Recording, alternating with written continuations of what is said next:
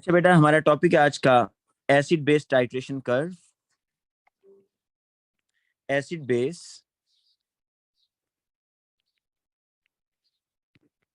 Titration curves. ठीक है। Titration का बेटा मतलब ये होता है कि with the help of titration, ये केमिकल प्रोसेस होता है जिससे आप एक अननोन सॉल्यूशन की कंसंट्रेशन फाइंड आउट करते हैं। To find out the concentration of unknown solution with the help of known concentration solution. मतलब दो सॉल्यूशन है आपके पास, मैं आपको बताता हूँ डायग्राम से। ये बेटा आपके पास ब्यूरिट है, इसका जो ऑपरेटर्स होता है इसमें आपको ब्यूरिट चाहिए होता है, कोनिकल फ्लास्क, फनल। ये बेटा आपके पास ब्यूरिट है और इसमें सपोज करते हैं आपने एसिड लिया हुआ है। ये बेटा आपके पास यहाँ पर कोनिकल फ्लास्क है, इसमें NaOH है। इसका वॉल्यूम है 20 क्यूबिक सेंटीमीटर। एसिड और इसकी concentration is unknown, concentration unknown है। एसिड बेटा इसकी कंसंट्रेशन आपको पता है 0.1 मोल पर क्यूबिक डेसीमीटर। तो देखें, दिस इज नॉन सोल्यूशन ना, दिस इज नॉन कंसंट्रेशन, ये आपको पता है, लेकिन NaOH की कंसंट्रेशन आपको नहीं पता। तो जब भी एक सोल्यूशन की कंसंट्रेशन पता हो और दूसरे सोल्यूशन की कंसंट्रेशन आपने फाइंड आउट करनी हो तो आप टाइट्रेशन करते हैं। इसमें ब्यूरेट यूज हो रहा है और एक कोनिकल फ्लास्क बेटा यूज हो रही है और इंडिकेटर यूज होता है। बेटा इंडिकेटर्स आप लोगों ने ओ लेवल्स में भी पढ़े हैं, मैं आपको फिर बता देता हूँ कि इंडिकेटर्स क्या होते हैं। इंडिकेटर्स बेटा बेसिकली वीक एसिड्स होते हैं, weak organic acids.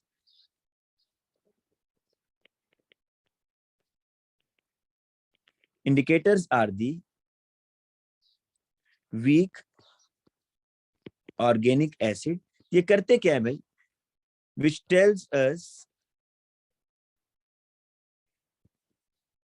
the completion of a reaction।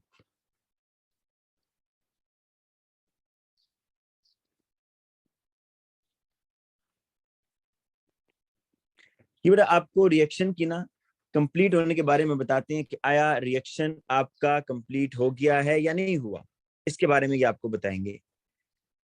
अब आपने कुछ इंडिकेटर्स के नाम बेटा सुने होंगे, जिसमें सबसे फेमस जो है that is the phenolphthalein. Phenolphthalein indicator बड़ा फेमस है। ठीक है, मैं आपको फिनोफ्थलीन के बारे में थोड़ा बता देता हूँ।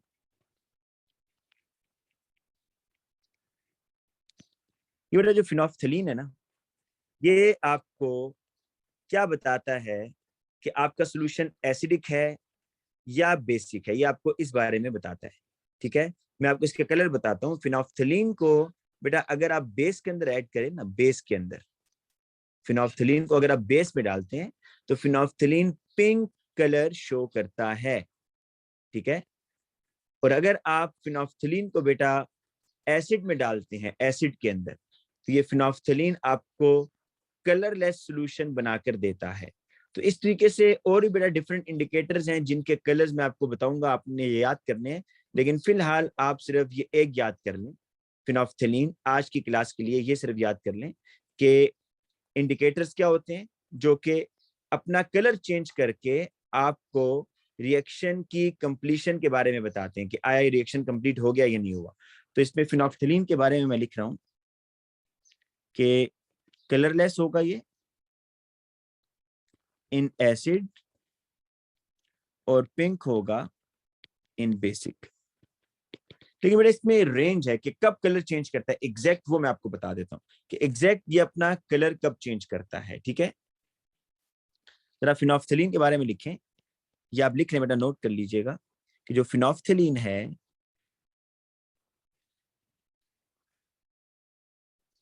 इसको जो पीएच रेंज है जिसमें ये कलर अपना चेंज करेगा वो 8.2 से 10, इस पीएच के दरमियान ये अपना कलर चेंज करेगा। ठीक है, 8.2 से पीछे अगर होगी ना बेटा, अगर फिनोफ्थलीन 8.2 से कम पीएच पर है तो वो कलरलेस होगा।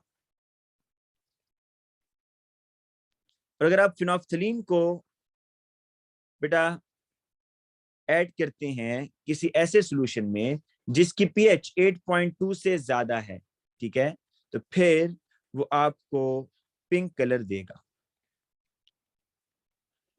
अच्छा, एग्जैक्ट पता है कहां पर कलर चेंज होता है? एग्जैक्ट जो कलर चेंज होगा बेटा वो आपका 9.3 पर होगा, 9.3 पर। तो आपने ये पीएच याद नहीं करनी, पीएच याद नहीं करनी, आपको सिर्फ बेटा कलर याद कर लेना है इसका, ठीक है? मैं भी आपसे एक टेबल शेयर करूंगा ना, उसमें ये सब कलर्स लिखे होंगे कि फिनोल्फथलीन जो है उसका कलर एसिड में क्या होगा, बेस में क्या होगा, मिथाइल मिथाइल येलो का एसिड में क्या होगा, बेस में क्या होगा। तो वो आप टेबल देख लीजिएगा, और टेबल आपको दिया होगा क्वेश्चन पेपर के अंदर, तो आपने सिर्फ इंडिकेटर सिलेक्ट करना होगा। लेकिन आप ये याद रखें फिलहाल कि इंडिकेटर्स जो है ये आपको रिएक्शन की कंप्लीशन के बारे में बताते हैं। कैसे बताते हैं मैं भी आपको एक्सप्लेन करता हूँ। बढ़िया, देखें, ये आप एक रिएक्शन करने जा रहे हैं, ये जी आपके पास यहाँ पर NaOH, नीचे है बेटा आपके पास HCl। देखिए इंडिकेटर डालते क्यों है बेटा? इंडिकेटर इसलिए डालते हैं कि अगर आप इनका रिएक्शन देखें ना, NaOH और HCl का, तो NaCl और वाटर बन रहा है, कोई इंडिकेशन नहीं आपको मिल रही कि रिएक्शन हो रहा है या नहीं हो रहा, कोई कलरफुल प्रेसिपिटेट नहीं बन रहे, कोई गैस नहीं बन रही। इसलिए अब आप इंडिकेटर डालेंगे जो आपको रिएक्शन की कंप्लीशन के बारे में बताएगा, ठीक है? अब दोनों हैवी कलरलेस, तो आप कोनिकल फ्लास्क के अंदर ना बेटा इंडिकेटर भी डाल देंगे। कौन सा इंडिकेटर? फिनोल्फथलीन। और भी बहुत सारे हैं, मैं फिलहाल इसको लेके चल रहा हूं। बेटा फिनोल्फथलीन जो है इसका कलर एसिड में क्या होता है? अभी मैंने आपको बताया कि फिनोल्फथलीन एसिड में कलरलेस होता है। अब देखें, अब आप क्या करेंगे, ऊपर से NaOH ऐड कर रहे हैं, राइट? NaOH अब ऊपर से ड्रॉप वाइज ऐड करेंगे, तो बेटा क्या होगा? नीचे H आइन है, नीचे क्या है? H आइन, ऊपर से आप क्या ऐड कर रहे हैं? OH आइन। तो बेटा जब इनका रिएक्शन होगा तो ये H आइन और OH आइन रिएक्शन करेंगे, क्या बनेगा? वाटर बनेगा। तो आप जरा सोचें कि जैसे जैसे आप ऊपर से NaOH ऐड करेंगे तो क्या नीचे बेटा H आइन की कॉन्सेंट्रेशन कम होगी? बिल्कुल कम होगी। आप OH आइन ऊपर से ऐड कर रहे हैं तो H आइन की कंसेंट्रेशन नीचे कम होना शुरू हो जाएगी, क्योंकि बेटा OH आइन H आइन से रिएक्शन कर रहे हैं ना, ठीक है? अब ये मोर एसिडिक हो रहा है या लेस एसिडिक हो रहा है? लेस एसिडिक हो रहा है, क्योंकि H आइन यूज हो रहे हैं बेटा, H आइन नीचे यूज हो रहे हैं क्योंकि आप ऊपर से OH आइन ऐड कर रहे हैं। तो क्या एक टाइम ऐसा आएगा या नहीं आएगा कि नीचे सोल्यूशन में जितने भी H आइन थे सारे के सारे यूज हो जाएं? बिल्कुल आएगा। तो कॉनिकल फ्लास्क में सारे H आइन यूज हो जाएंगे कुछ टाइम के बाद, है ना? या आप ये कह सकते हैं कि कुछ टाइम के बाद बेटा जो H आइन है और जो OH आइन है वो इक्वल हो जाएंगे, राइट? अच्छा, जब आप एक्स्ट्रा NaOH बेटा डालेंगे ना, अब आप एक्स्ट्रा NaOH डाल रहे हैं ऊपर से, नीचे H आइन सारे खत्म कर दिए आपने, जब आप एक्स्ट्रा OH आइन ऊपर से डालेंगे तो क्या बेटा नीचे जो कोनिकल फ्लास्क है वो बेसिक नहीं हो जाएगा? क्योंकि H आइन तो खत्म हो गए, जब आपने ऊपर से एक्स्ट्रा OH आइन डालें तो जब मोर OH आइन हो जाएंगे सोल्यूशन में तो your solution would be basic. तो जैसे ही आपका सोल्यूशन बेसिक होगा तो फिनोल्फथलीन क्या करेगा?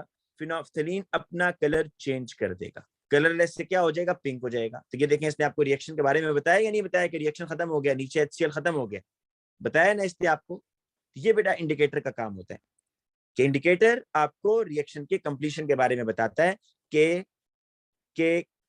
कितना आपने NaOH इसमें ऐड करना है, ठीक है?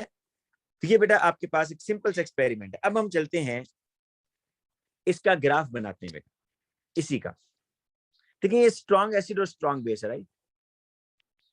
ये स्ट्रॉन्ग बेस है और ये आपका स्ट्रॉन्ग एसिड है। अच्छा, अब एक चीज यहां पर और बेटा नोट करने वाली है, and that is the end point. कि एंड पॉइंट क्या होता है? What is and point? बेटा मैं यहां लिखता हूं, आप ये लिख लीजिएगा कि what is and point. When indicator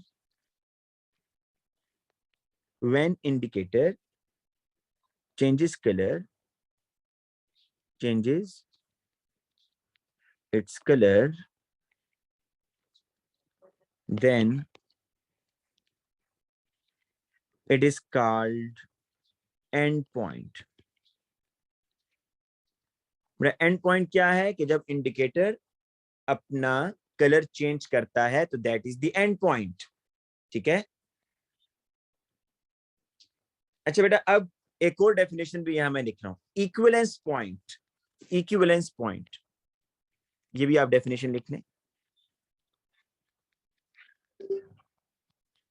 कि इक्विवेलेंस पॉइंट क्या होता है, कि when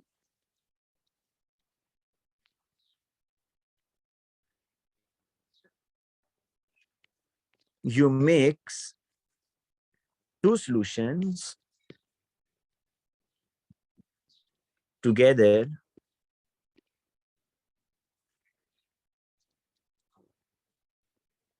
in a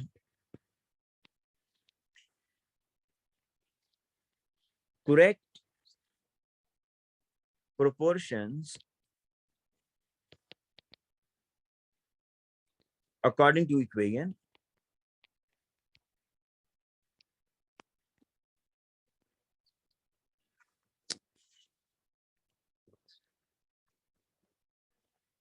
then that particular mixture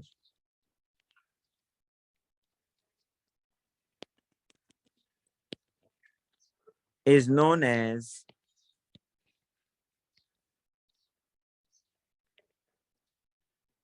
equivalence point. ये मैं भी वैसे तो वर्डिंग में ही बड़ा सिंपल है, मैं आपको समझा भी देता हूँ कि क्या कह रहा है, कि जब आप दो सॉल्यूशंस को according to equation proportion mix करते हैं तो that is the equivalence point. For example बेटा, आप ना एक रिएक्शन कर रहे हैं NaOH और HCl के दरमियान. NaCl और वाटर बनेगा ना, ठीक है. दोनों की कंसंट्रेशन कितनी है? 1 मोल पर क्यूबिक डेसीमीटर. इसकी भी कितनी है? 1 मोल पर क्यूबिक डेसीमीटर.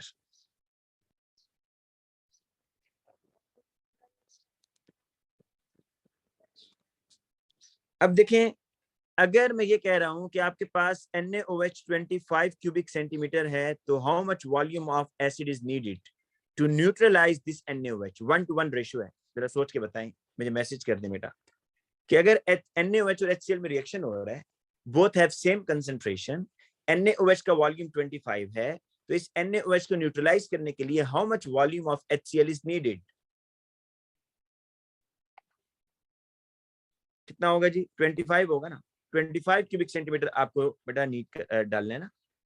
तो बेटा ये जो 25 क्यूबिक सेंटीमीटर है ना, जो ही आप NaOH मिक्स करेंगे तो that is the equivalence point. अगर किसी को समझ नहीं आया कि कैसे मैंने ये निकाला है, बेटा एक फॉर्मूला लिख लें. C1 V1 our N1 is equal to C2 V2 our N2. ये फॉर्मूला आप जो है देख लें कि इसमें C1 एक को आप NaOH के लिए कर लें, एक को आप HCl के लिए कर लें, राइट. C क्या है? कंसंट्रेशन है. V क्या है? वॉल्यूम है. और N is the number of mole जो इक्वेशन में यूज हो रहे हैं. ठीक है बेटा. अब NaOH की कंसंट्रेशन कितनी है? 1 है. NaOH का वॉल्यूम कितना है? 25 है. और N is the number of moles which are used in the chemical equation. कितने मोल है? 1 है. और C2 V2 N2 आप HCl के लिए कर लें. कंसंट्रेशन 1 है. Concentration is 1. वॉल्यूम कितना HCl का यूज होगा, यही तो आपने फाइंड आउट करना है. और N क्या है बेटा? Number of moles of HCl in the equation 1. तो यहां से बेटा V2 निकाल लें. ये फॉर्मूला सिर्फ यहीं पर लगाइएगा बेटा. C1 V1 over N1 is equal to C2 V2 over N2. जब बेटा दोनों के मोल सेम हो ना, तो N1 और N2 लिखने की जरूरत नहीं होती. आप ये भी लिख सकते हैं C1 V1 C2 V2, ठीक है, अगर सेम मोल्स आ रहे हैं. लेकिन कंप्लीट फॉर्मूला ये है जो मैंने अभी आपको बताया है. यहां से आप V2 निकालेंगे, 25 इज द आंसर. बेटा ये होता है इक्विवेलेंस पॉइंट. के बाद जब आप दो सॉल्यूशंस को according to chemical equation proportion mix करते हैं.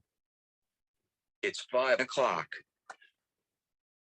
जब आप दो सॉल्यूशंस को according to chemical equation proportion बेटा मिक्स करते हैं, then that mixture is the equivalence mixture या इक्विवेलेंस पॉइंट. ठीक है. अब बेटा मैं आता हूं टाइट्रेशन कर्व के ऊपर कि वो कैसे ड्रॉ करनी है आपने.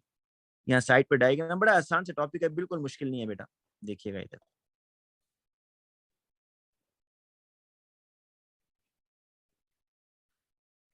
यहाँ पर जी आपके पास है NaOH,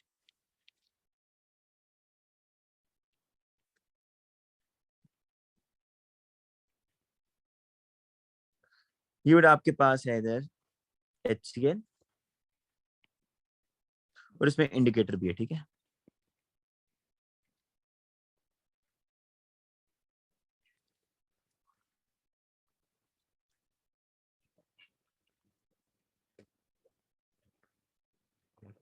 अच्छा बेटा, अब मैं ऊपर इसके लिख देता हूं कि रनिंग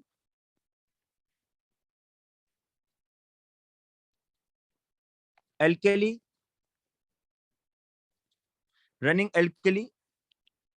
इनटू एसिड। बेटा मैं एल्केली ऐड कर रहा हूं एसिड के अंदर, है ना। आपने ये जो बेटा यहाँ पर कर्व बनानी है वो आपने कोनिकल फ्लास्क को देखते हुए बनानी है, नॉट ब्यूरिट। कोनिकल फ्लास्क में भी स्टार्ट में देखिए बेटा, अच्छा यहाँ पर है पीएच, उसको मैं मार्क कर देता हूँ थोड़ा सा, और यहाँ पर है वॉल्यूम ऑफ एल्केली एडिड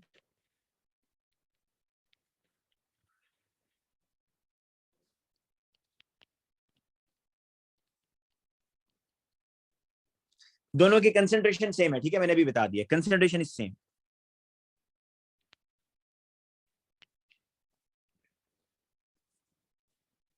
बेटा इस तरह अब आप मुझे ये बताएं कि अभी इस टाइम, अभी बेटा बहुत ध्यान से सुनना है आपने, ये बताएं कि इस कोनिकल, अभी रिएक्शन स्टार्ट नहीं हुआ, राइट। तो कोनिकल फ्लास्क में क्या चीज है, एसिड है, बेस है, सिर्फ और सिर्फ एसिड है। स्ट्रॉन्ग एसिड है, वीक एसिड है, स्ट्रॉन्ग एसिड है। तो स्ट्रॉन्ग एसिड की पीएच 0 या 1 से स्टार्ट करते हैं बेटा, कहां से, 0 या 1। बेटा ये देखिए मैं यहां से स्टार्ट करूंगा, ये है 20 टाइप, ये जो ब्लू लाइन है ये अभी मैं आपको बता रहा हूँ कि ये HCl है भाई कोनिकल फ्लास्क में, अभी तो ऊपर से आपने ऐड ही नहीं किया कोई भी। अब बेटा होगा क्या कि NaOH जो है ये अब आप ऐड करते हैं, सपोज NaOH अब आप ऊपर से ऐड कर रहे हैं, तो बताएं NaOH जब आप ऐड करेंगे तो क्या HCl यूज होगा नहीं होगा नीचे, क्या नीचे H आयन कम होंगे या नहीं होंगे, कम हो जाएंगे ना। जब H आयन कम होंगे तो पीएच क्या होगी बताएं, बढ़ेगी कम होगी। अगर पीएच आप लोगों को नहीं याद तो बेटा पीएच 0 से स्टार्ट होती है 14 तक, 7 इज द न्यूट्रल पॉइंट।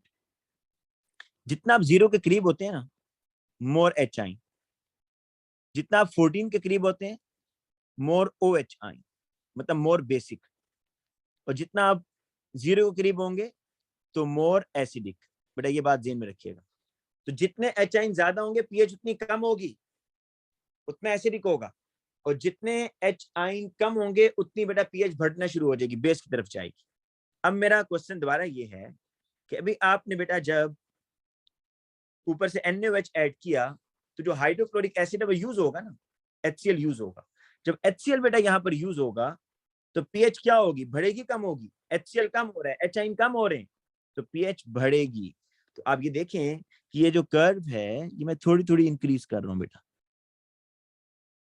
अच्छा मैं ज्यादा क्यों नहीं बढ़ा रहा, एकदम ऐसे क्यों नहीं कर रहा, ऐसे वो इसलिए नहीं कर रहा बेटा, देखें अभी तक नीचे कोनिकल फ्लास्क में जो HCl है ना वो एक्सेस में है। देखें ये बात बिल्कुल ठीक है कि NaOH आप जब ऐड करेंगे तो HCl यूज होगा, लेकिन ये तो नहीं है ना कि सारा यूज हो गया है, still HCl is in excess in the conical flask, इसलिए पीएच बेटा इसकी अभी तक एसिडिक है। तो जैसे जैसे आप बेटा ये डालते जाएंगे, जैसे जैसे आप ये डालेंगे ऊपर से NaOH, तो पीएच बढ़ती जाएगी हल्की थोड़ी थोड़ी सी। ये पता है कितना वॉल्यूम आ गया, जरा मैं इसको बेटा यहाँ मार्क करता हूँ कि मैंने वॉल्यूम ऐड कर लिया है यहाँ पर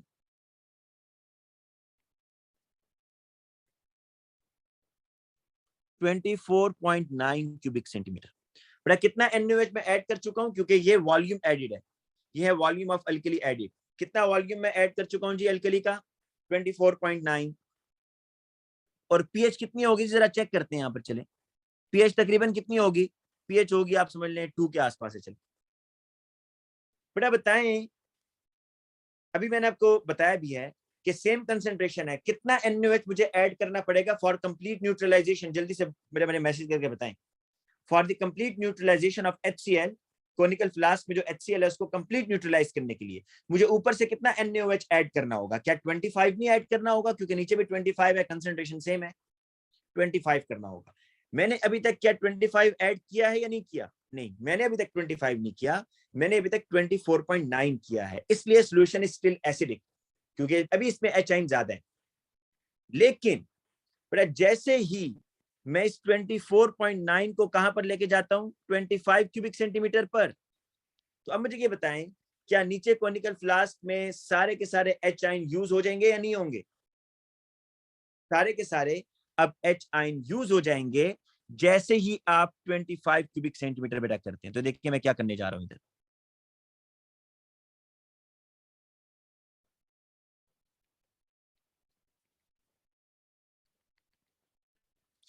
जैसे ही बेटा 25 क्यूबिक सेंटीमीटर डालेंगे ना, तो ये देखें जी, पीएच एकदम, पीएच बेटा एकदम राइज करेगी। ये देखिए पीएच एकदम कहां पे चली गई है, 7 पे चली गई है जी। बेटा 25 पर पीएच किधर चली गई है, 7 पे गई है नहीं गई, देखें।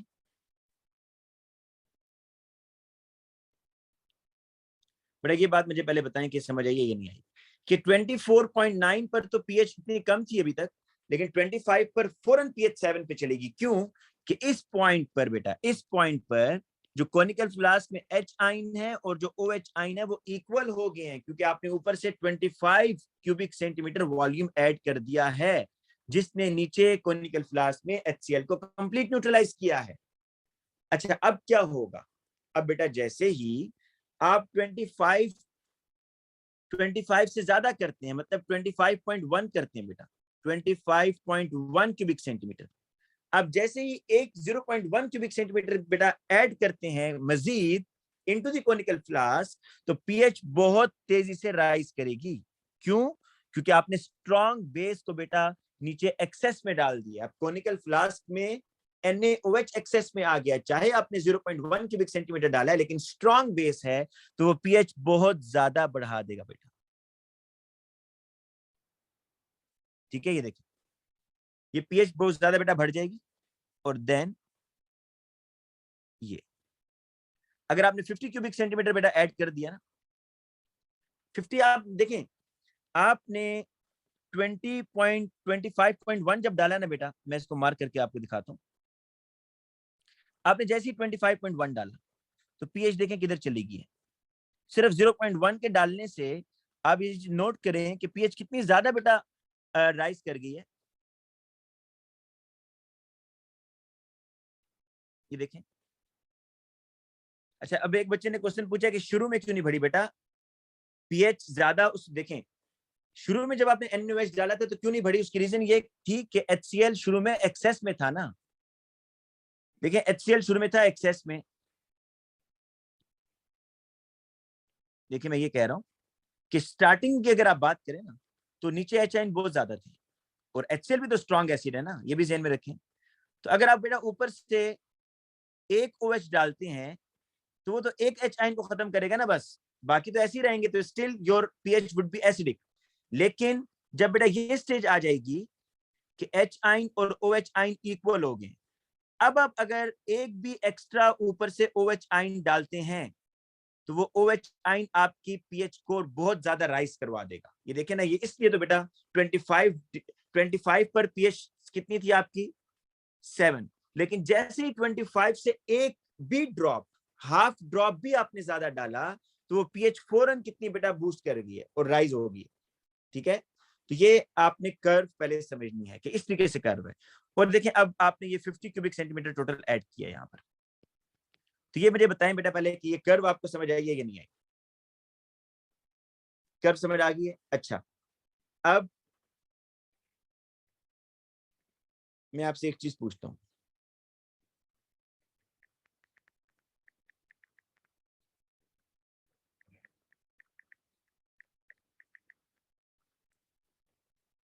अच्छा बेटा अब मैं ये कहता हूँ कि मैंने ब्यूरेट में क्या रखा हुआ था इस दफा जी, ब्यूरेट में रखा हुआ था NaOH, फ्लास्क में क्या था HCl।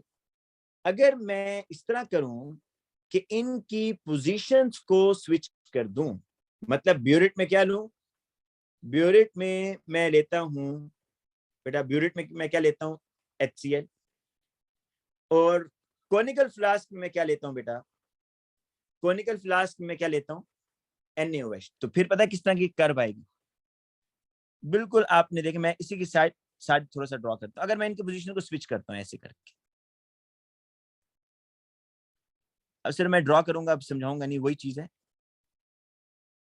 अगर यहाँ NaOH लिया और यहाँ बेटा मैंने HCl लिया, और अब मैं कहता हूँ जी इसका आप कर्व वो बनाए, तो आपको मैंने कहा था कि आप यहाँ तो pH लेना है बेटा आपने y एक्सिस पर, और यहाँ होता है वॉल्यूम एडिड, जो आप किससे ऐड कर रहे हैं, ब्यूरेट से, HCl से जो ऐड कर रहे हैं। आपने कोनिकल फ्लास्क की बेस पर कर्व बनानी होती है, तो कोनिकल फ्लास्क में क्या है जी, NaOH, that is strong base ना, तो pH 14 पर होगी या 13 या 14, और ऊपर से क्या ऐड कर रहे हैं, HCl। पर जब ऊपर से HCl ऐड करेंगे तो आहिस्ता आहिस्ता pH क्या होगी बताएं, जब ऊपर से HCl ऐड कर रहे हैं तो कोनिकल फ्लास्क की pH क्या होगी, आहिस्ता आहिस्ता कम होगी, ज्यादा होगी, क्योंकि आप जो कर्व बनाते हैं वो कोनिकल फ्लास्क के लिहाज से बनाते हैं। तो जैसे जैसे आप HCl डालेंगे pH कम होगी बेटा, ये देखें।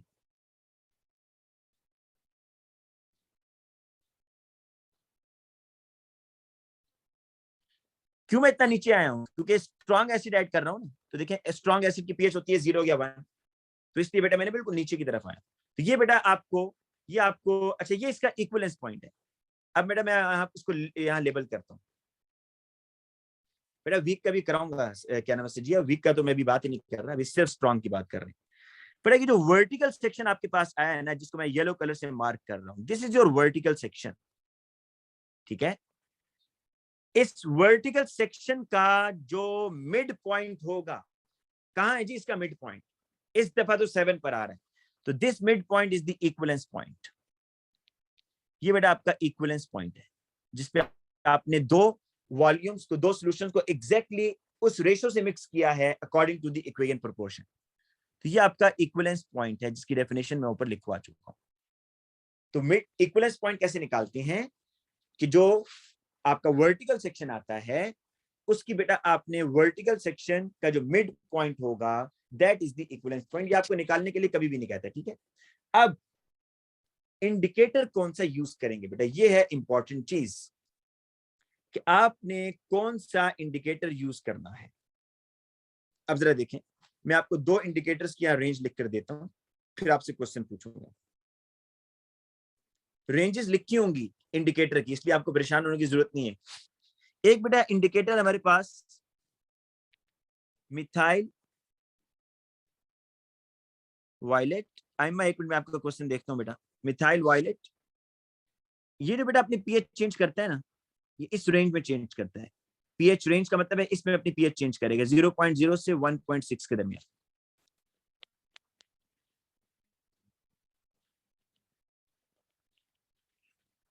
फिनोल्फथलीन जो है बेटा वो अपनी पीएच चेंज करता है 8.2 से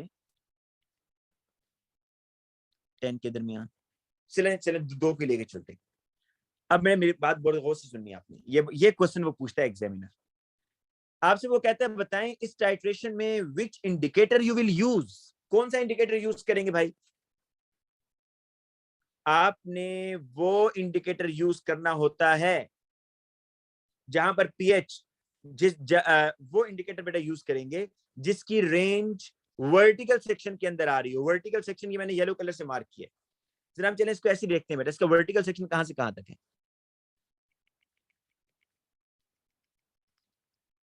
ये बेटा आपके पास आ रहा है 12, और यहां से बेटा आ रहा है आपके पास 2, ठीक है। This is the vertical section suppose, किसके दरमियान आ रहा है, 2 और 12 के दरमियान वर्टिकल सेक्शन, ठीक है। तो वर्टिकल सेक्शन बेटा इसका जो आ रहा है वो आ रहा है 2 और 12 के दरमियान, यही है ना बेटा। अभी आपके सामने मैंने वहां से निकाला।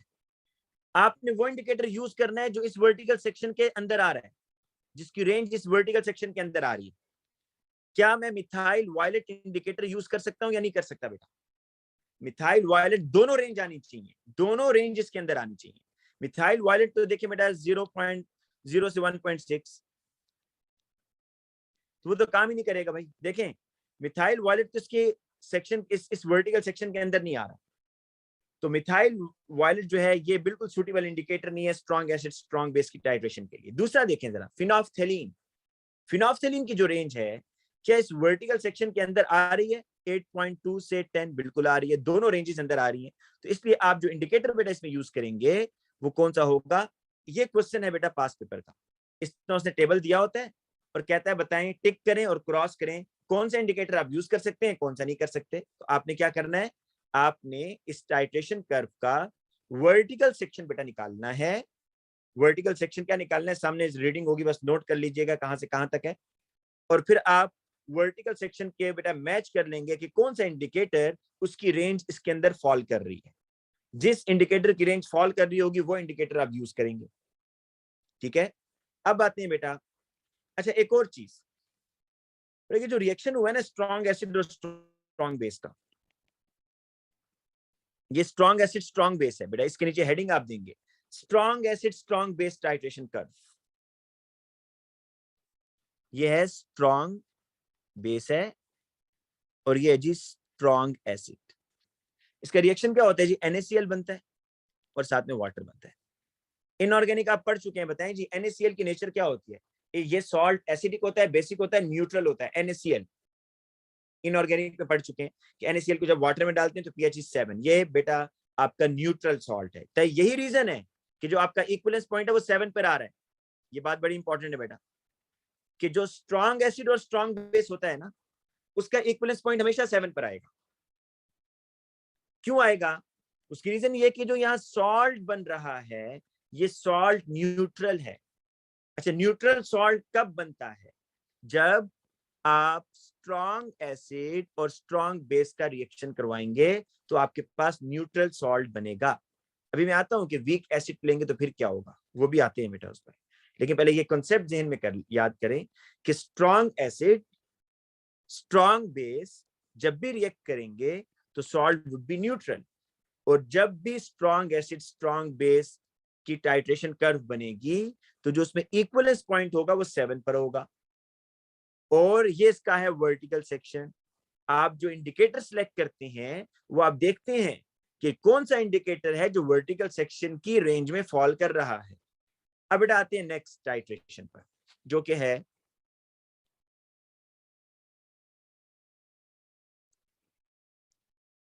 नेक्स्ट जो बेटा हम टाइट्रेशन करने जा रहे हैं वो weak base strong acid.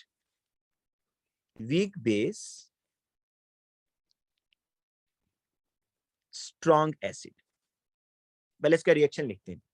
Acid base है हमारे पास ammonia, ammonia is a weak base. Weak base की पीएच बेटा 12 से कम होगी, ये बात ध्यान में रखें। वीक बेस जो है उसकी पीएच 12 या 12 से कम होगी। स्ट्रॉन्ग बेस होता है 13 14, ठीक है, 13 से वैसे कम होता है उसको आप वीक में कंसिडर करते हैं। लेकिन अगर आपसे कहा जाए ना कि आप बनाएं टाइट्रेशन कर्व, तो वीक बेस के लिए जो पीएच होगी वो लेस देन 12 से स्टार्ट करना है आपने। तो ammonia is a weak base, does not readily accept the proton. इसका रिएक्शन होगा HCl से, क्या बनेगा जी, अमोनियम क्लोराइड। अब देखें ये वीक बेस है, ये स्ट्रॉन्ग एसिड है। अब आपको मैं एक चीज बताने जा रहा हूं बेटा, वीक बेस और स्ट्रॉन्ग एसिड है ना, तो जो सॉल्ट बनेगा ना वो एसिडिक होगा। अभी रीजन भी बताऊंगा, लेकिन एक शॉर्टकट ये समझ लें कि जोन सी चीज स्ट्रॉन्ग होती है वो करेक्टर सॉल्ट में आ जाता है। इस केस में बेस आपका वीक है और एसिड आपका स्ट्रॉन्ग है, तो जो सॉल्ट बनेगा वो एसिडिक होगा। फिर सुने, जोन सा करेक्टर स्ट्रॉन्ग होगा आपके सॉल्ट में वही करेक्टर आएगा। जिस तरह इस केस में HCl इज स्ट्रॉन्गर एसिड, तो जो आपका सॉल्ट बनेगा that would be strong, that would be acidic salt, that would be acidic salt. क्यों, अभी रीजन भी बता देता हूं। पर ये जो अमोनियम क्लोराइड है, वैसे ये तो शॉर्टकट एक बता दिया ना, कि जब भी आपने देखना है कि ये सॉल्ट एसिडिक है या बेसिक है, तो आप उसके रिएक्टेंट्स देखें कि उनके रिएक्टेंट्स में स्ट्रॉन्ग एसिड यूज हो रहा है या स्ट्रॉन्ग बेस यूज हो रहा है। अगर स्ट्रॉन्ग बेस यूज हो रहा होगा, अगर स्ट्रॉन्ग एसिड यूज हो रहा होगा, तो सॉल्ट वुड बी एसिडिक। ठीक है, अब क्यों हो रहा है जरा देखिए। जो अमोनियम क्लोराइड है, इसमें अमोनियम की नेचर क्या है, can ammonium donate it's proton और नॉट। कर सकता है ना बेटा, अमोनियम अपने प्रोटॉन दोबारा लूज कर सकता है या नहीं कर सकता, बिल्कुल कर सकता है। इसलिए मैं इसको कह रहा हूं कि दिस इज एसिडिक। अब एक बच्चे का क्वेश्चन देख लो, पीएच 7 के बाद जो पीएच इंक्रीज हो रहा है वो 25 वॉल्यूम। भैया देखें आइमा, आप ये कह रही हैं कि जब मैं 25 क्यूबिक सेंटीमीटर से वॉल्यूम ज्यादा डाल रहा हूं तो वो बस बढ़ता ही जाएगा? नहीं भाई, 14 तो लास्ट वो है ना, आपका एंड पॉइंट है, तो बिल्कुल बढ़ा है। जितनी पीएच बढ़नी होती है वो शुरू में ही बढ़ जाती है बेटे। देखें 25.1 पर ही सारी बढ़ गई है क्योंकि स्ट्रॉन्ग बेस था। अब पीएच ने मैक्सिमम 14 पे जाना है ना, मैक्सिमम 14 पे जाना है, तो इसको बिल्कुल स्ट्रेट करूंगा तो बेटा ये किधर जाएगी? ये तो 14 से भी ऊपर आप एक्सट्रीट कर इसको कर देंगे, तो मैक्सिमम एंड आपका 14 है। अगर आपको इस पे कंफ्यूजन हो रही है, आप ग्राफ ऐसे बनाएं, देखें ग्राफ आप ऐसे बनाएं इसको। अगर आपको कहा जाए ना कि स्ट्रॉन्ग एसिड स्ट्रॉन्ग बेस का आप बनाएं, तो ये आप इस तरह किया करें। ये है वॉल्यूम, यहाँ 25 है, ये पीएच है, यहाँ बेटा 14 है, यहाँ 0 है। अब जरा देखिएगा क्या करना है। अगर आपसे कहा जाए कि आपने स्ट्रॉन्ग एसिड और स्ट्रॉन्ग बेस का बनाना है,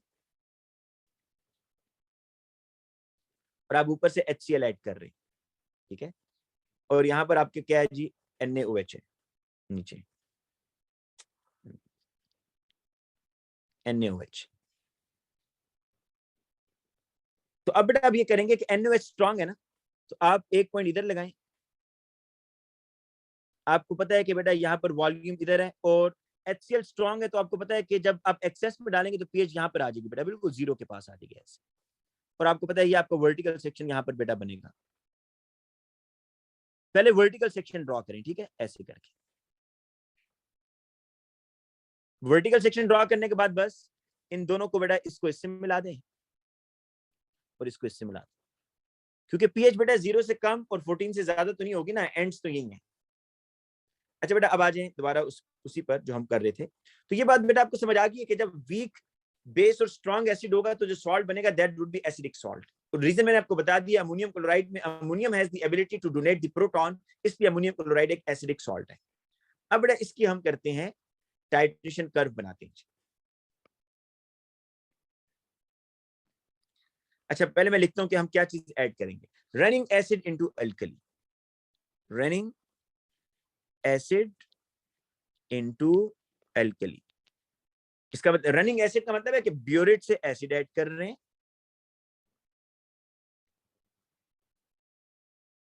और नीचे कोनिकल फ्लास्क में अमोनिया है, that is the weaker base. और वीकर बेस की बेटा जो आपने पीएच करनी है वो आपने लेस देन 12 रखनी है। अब देखें इसकी कैसी कर्व बनेगी जी। सबसे पहला काम आपने ये बेटा ड्रॉ करना है, लेबल करना है। नीचे वाई एक्सिस पर एक्स एक्सिस पर वॉल्यूम ऑफ एसिड एडेड, यहां पर बेटा होगा पीएच। जी बेटा जो मैंने अभी बनाया था ना जोहा, वो स्ट्रॉन्ग एसिड का था ना बेटा, ध्यान से नहीं क्यों नहीं बैठ रही, वो स्ट्रॉन्ग एसिड का था। ये आपका है वीक बेस, ये देखें इधर ऊपर मैंने हेडिंग दी है weak base and strong acid.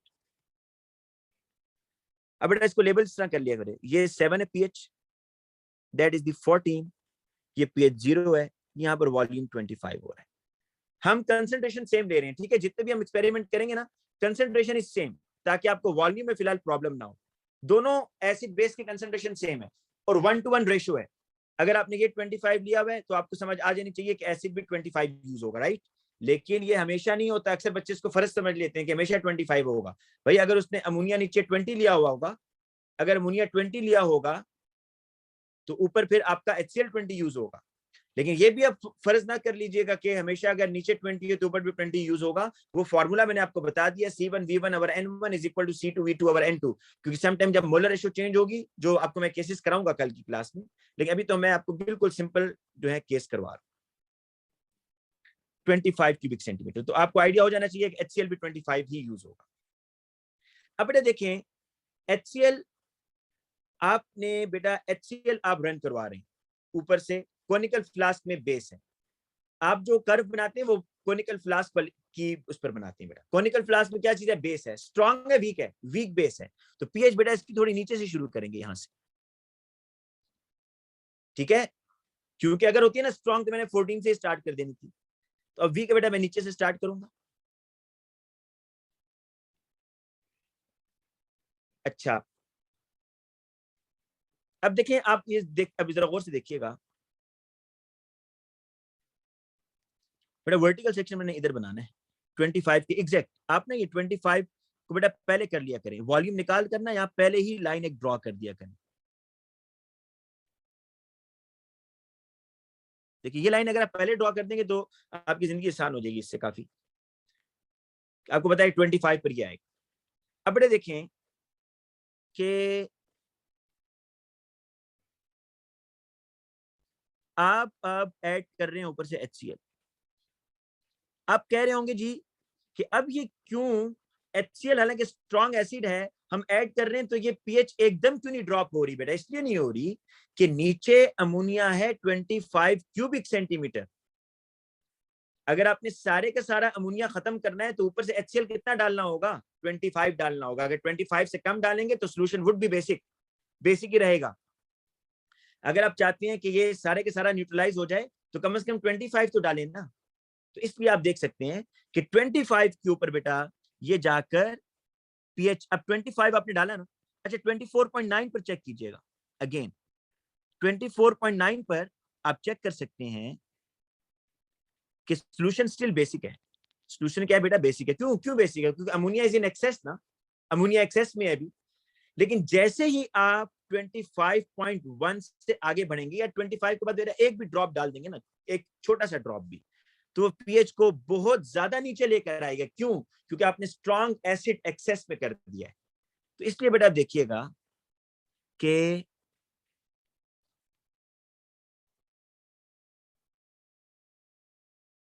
अब आप अगर 25 से आगे 50 तक डालते हैं तो बेटा आप ये मत समझिएगा कि अब और बढ़ेगी, बस जितनी बढ़नी थी बढ़ गई है ना, स्ट्रॉन्ग एसिड की वजह से आपकी पीएच काफी ज्यादा बढ़ गई। अब बेटा देखें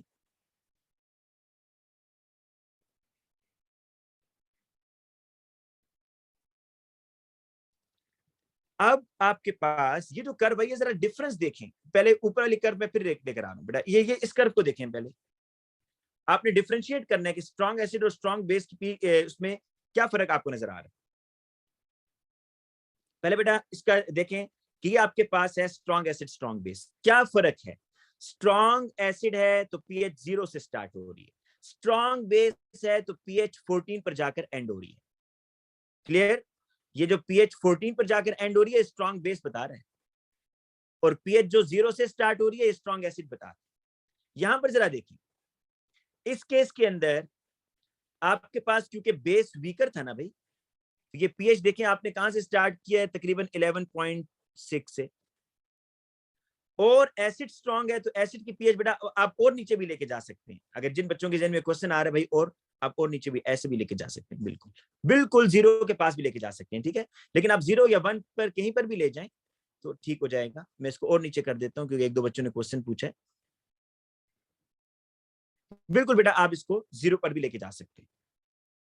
अब मेरी बात सुने, यहां पर this is your vertical section, ये आपका वर्टिकल सेक्शन है भाई, कहां से कहां तक है देखिए,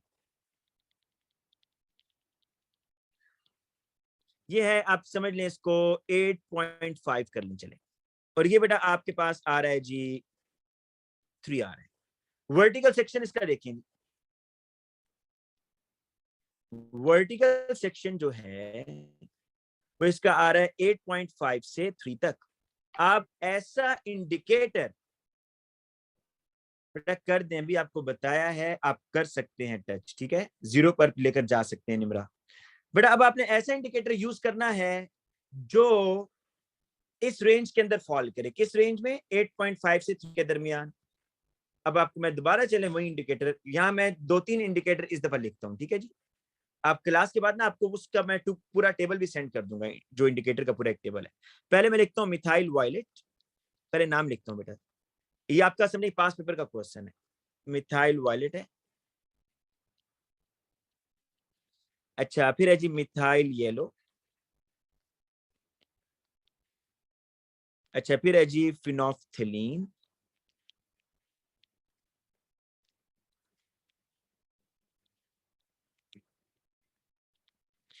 अच्छा फिर है जी आपके पास, आपको याद नहीं करने, ठीक है, एक दो जो याद करने वो मैं आपको बता दूंगा। इनके मैं पीएच रेंज बताता हूँ। पीएच रेंज का मतलब है जहां पर ये अपने कलर चेंज कर रहे हैं। मिथाइल वायलेट चेंज करता है जी 0.0 से 1.6। बड़ा यूनिवर्सल इंडिकेटर आप यूज नहीं करते, ठीक है, वो तो हर पीएच पर अपना कलर चेंज कर रहा होता है ना। आपको तो कोई ऐसा इंडिकेटर यूज करना है जो सिर्फ 2 शेड्स दे, यूनिवर्सल इंडिकेटर में ये होता है कि वो हर पीएच पर अपना इंडिकेटर अपना कलर चेंज कर रहा होता है, वो तो बड़ा कंफ्यूजिंग होता है। आप हमेशा वो इंडिकेटर सेलेक्ट करते हैं जिनकी दो रेंज हो, जिस तरह फिनोल्फथलीन में पिंक और कलरलेस। जो यूनिवर्सल इंडिकेटर है उसमें प्रॉब्लम क्या है, पहले रेड देगा, फिर डार्क रेड देगा, फिर येलो देगा, हर पीएच पर कलर चेंज हो रहा है, तो वो हम कभी भी यूज नहीं करेंगे। मिथाइल येलो की है बेटा 2.9 से 4.0।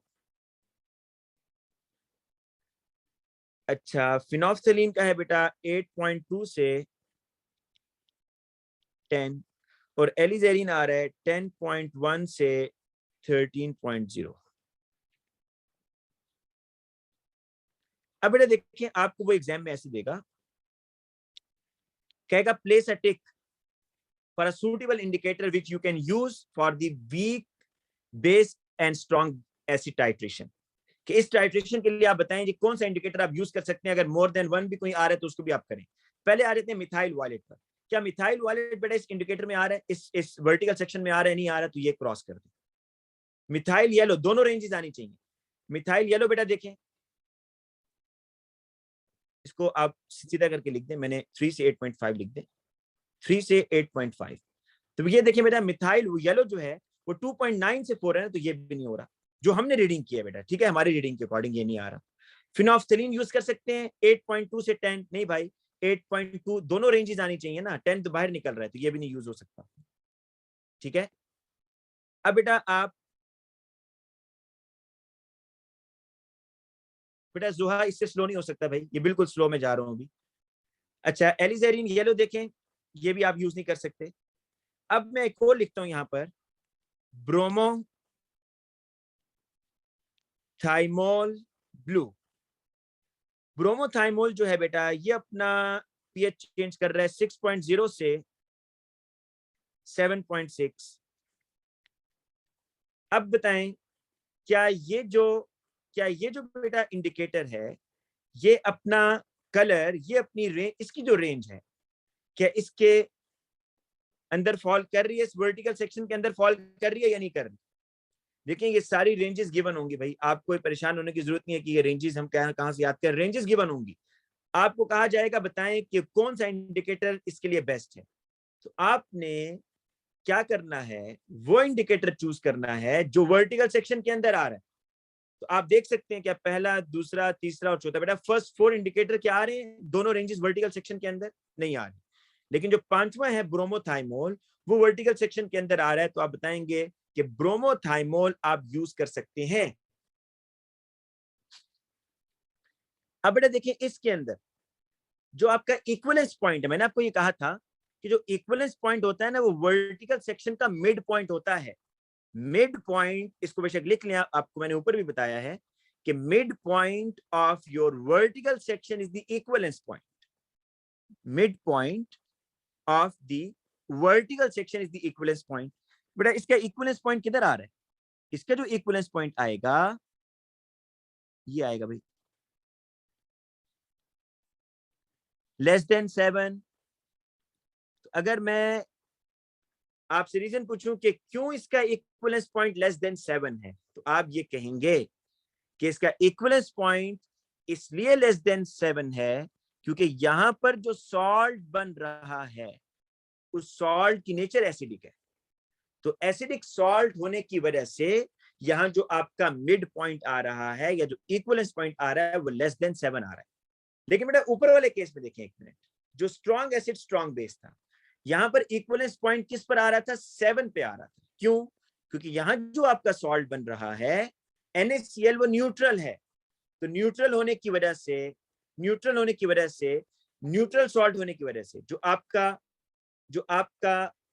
इक्विवेलेंस पॉइंट है वो एग्जैक्ट 7 पर आ रहा है। लेकिन यहां पर देखें इक्विवेलेंस पॉइंट आप पहले फाइंड आउट कर लेंगे, जो वर्टिकल सेक्शन का मिड पॉइंट है वो आपको समझ आ जाएगा कि लेस देन 7 आ रहा है। फिर आप सोचेंगे लेस देन 7 क्यों आ रहा है, क्योंकि इसमें जो सॉल्ट बन रहा है that is the ammonium chloride, उसकी एसिडिक नेचर है। अच्छा बेटा अब मैं आगे नहीं चल रहा, अब आप लोग पहले क्वेश्चन करेंगे फिर मैं आगे जाऊंगा, बल्कि अगली 2 कर्व आपको, एक ही कर्व है वो आज नहीं कराऊंगा। हाँ जी जोहा खान जल्दी से पूछें बेटा। अब आप लोग, अच्छा आइमा ने पूछा है सर वर्टिकल सेक्शन 8.5 वैल्यू 10 भी हो सकता है। बिल्कुल बेटा ये कल कराऊंगा, आज करा दिया तो आप लोगों को, आप लोग तो इसमें कह रहे हैं जी बहुत स्पीड होगी है, मुझे तो समझ नहीं आ रही इसमें कौन सी स्पीड है भाई। दो आप लोगों को टाइट्रेशन कर्व करवाई है, एक स्ट्रॉन्ग एसिड स्ट्रॉन्ग बेस की और एक वीक बेस और स्ट्रॉन्ग एसिड की। अभी एक रह गई लेकिन वो कल कराऊंगा, आज नहीं कराऊंगा। अब आप लोग जरा मुझसे इसके बेटा क्वेश्चन पूछ लें। शाबाश हरी, अब क्वेश्चन बेटा पूछें, शाबाश जल्दी से। मैं भी आपको इसके नोट्स भी सेंड कर दूंगा बेटा, आप लोग फिर इसको एक बार पढ़ लीजिएगा नोट्स।